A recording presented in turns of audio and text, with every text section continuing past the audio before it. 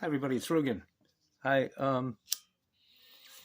for some reason decided that today is a good time to tell this story. It's not really a story, it's a couple of things that happened to me.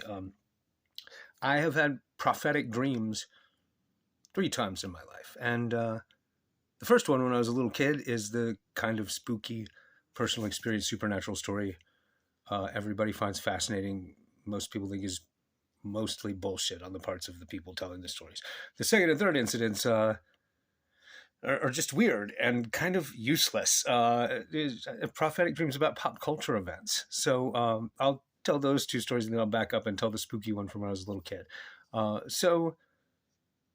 This was in 2001.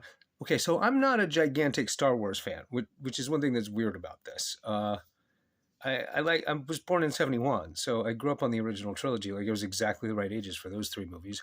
And I kind of like the prequel trilogy. I think they're really fun, really imaginative. The acting is weak, but I like them more than most people do.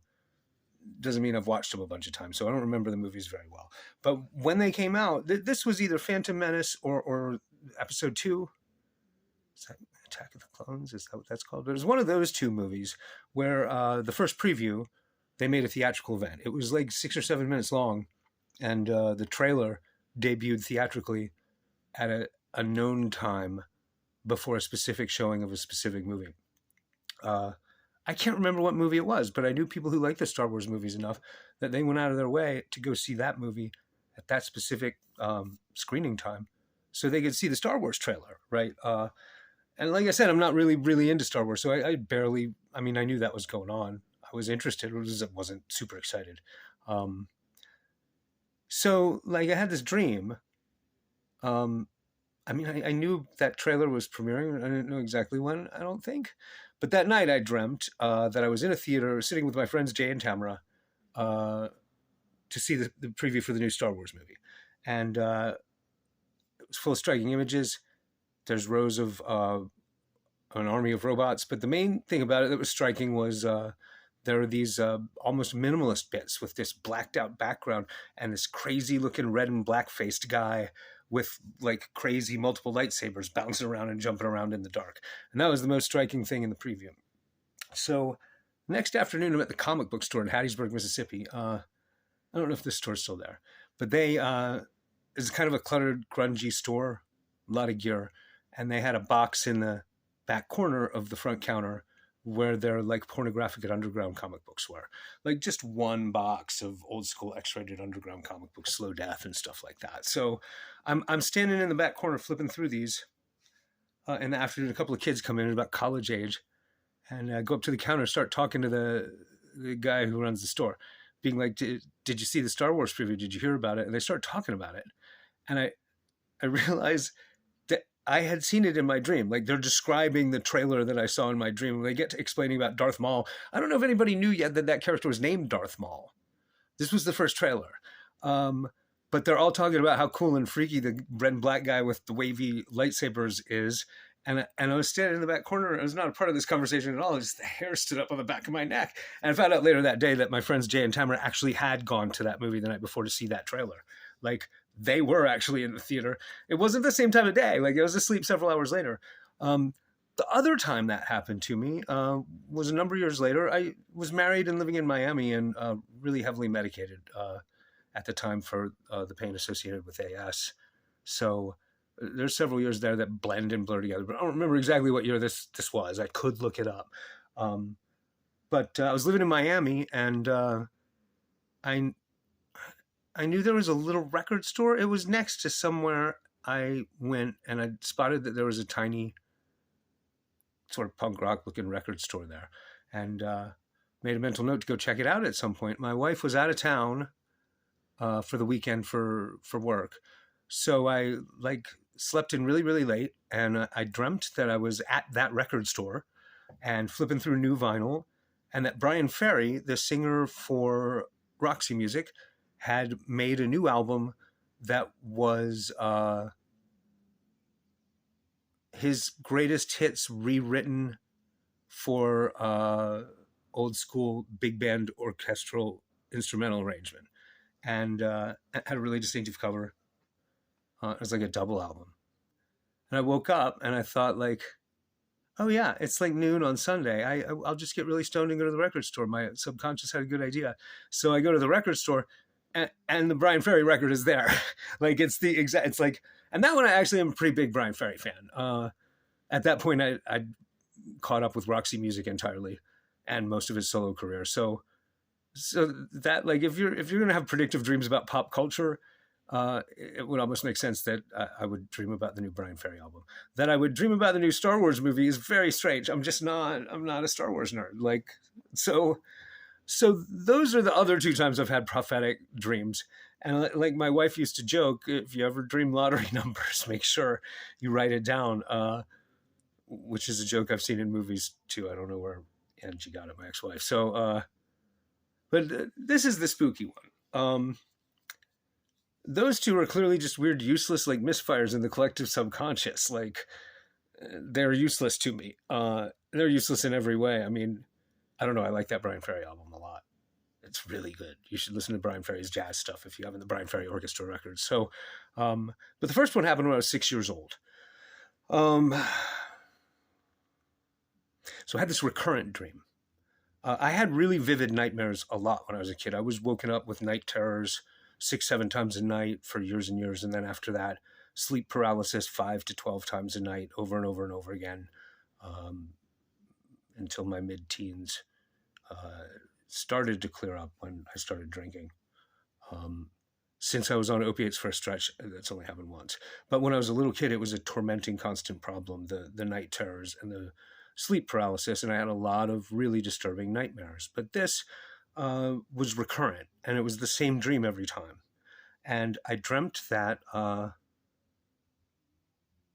was in my mom's house, and there were sort of extended relatives there, people who wouldn't normally have been there, aunt and uncle from my father's side of the family. And there's a car parked outside in the driveway, and there's a guy sitting in the car looking sort of weird and sad.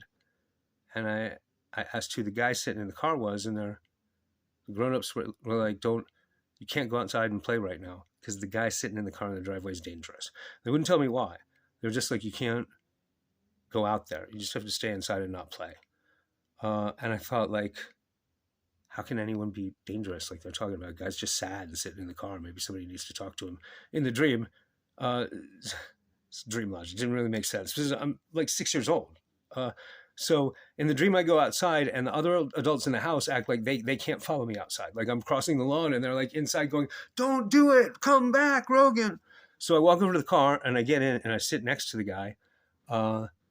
And I'm like, what's wrong, man? Why so glum? Why don't you get out of the car? And he turns around and turns into a wolf and bites my side really hard, like right here. So leaning over in the driver's side, and terrible, strange pain, and I'd wake up, and the pain was the same every time. I'm telling this story. I want to say the adults, they didn't tell me just to watch out for that guy. I want to say they said he's a werewolf. Don't mess with him or turn into a wolf. This happened when I was 6, and I'm 52 now, so, forgive my faulty recollection. So then when this happened, after I'd had that dream, I think 4 times, there's this kid in the neighborhood. I can't remember this kid's name, but he was a 14-carat fuck up. And he just was a troublemaker and stupid and weird and mean and creatively stupid and mean. Like he caused problems for the other kids in the neighborhood. Everyone's parents were instructing their kids to stay away from this kid. He was a couple years older. Like he was like, I don't know, 9 or 10 when I was 6 or 7, a little bit older than me.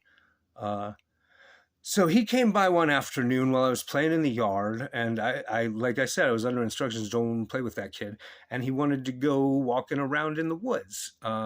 So I go with him against parental orders, and we're walking around in the woods. There's an abandoned, decrepit house on the other side of the patch of woods behind my house.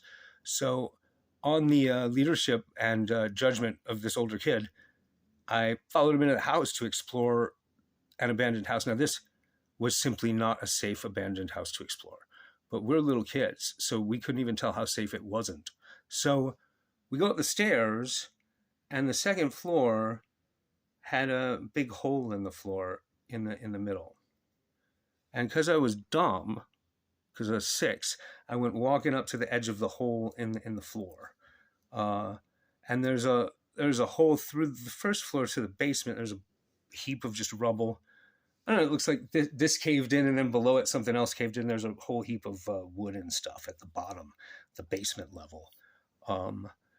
And I walked up to the edge of the hole, and this other kid, he picked up like a brick or something. I don't know. He made something make the whole floor jump right there where it was weak already. And I went over into the hole. And I dropped down to the first floor. And then at the first floor, I caught on a nail and hung. And that's what kept me from getting real fucked up by the fall. Like the nail went in here. I'm sliding sideways up deeper and deeper on the nail, right up under my armpit. I caught and hung for a second. And then whatever sharp thing was doing that popped loose, and I fell the rest of the way down and landed on the heap of rubble at the bottom of the house. So it was a really serious injury. So I'm 52. This happened when I was 6. When the scar was new, it started slightly below my waist level and then went up to here. The doctor at the emergency room said he could have countersunk a silver dollar in the injury if he had one. But you can still see the scar. It's hard to... Okay, is that it? Yeah. It's hard for me to actually like point at it while I'm showing it. But that's where the nail caught and hung, right there. And at some angles, you can still see some of the trail leading down where the nail went in. Like, it originally went all the way down to my waist, and the original injury was up higher. It's been so long, it's drifted. And it seems maybe like the connection's tenuous. Why am I calling that a prophetic dream? Well, because when the werewolf bit me, it felt exactly like this injury felt when I incurred it. The sensation of that nail going in deeper and deeper, catching me and popping loose, just like the werewolf bite. It was the exact same sensation. I've been waiting my whole life for another prophetic dream that's any use at all. Like, I mean, it was clearly warning dreams, but the warning itself was so unclear, it was useless. I should have known better than to go into that house anyway. Yeah. And then I dreamed about the Star Wars movie, and I dreamed about the Brian Ferry album. Maybe the next time I have a prophetic dream, it'll be more useful. Like, don't ever go to Tampa might have been a good one. Yeah. Or Florida. Don't ever go to Florida, even.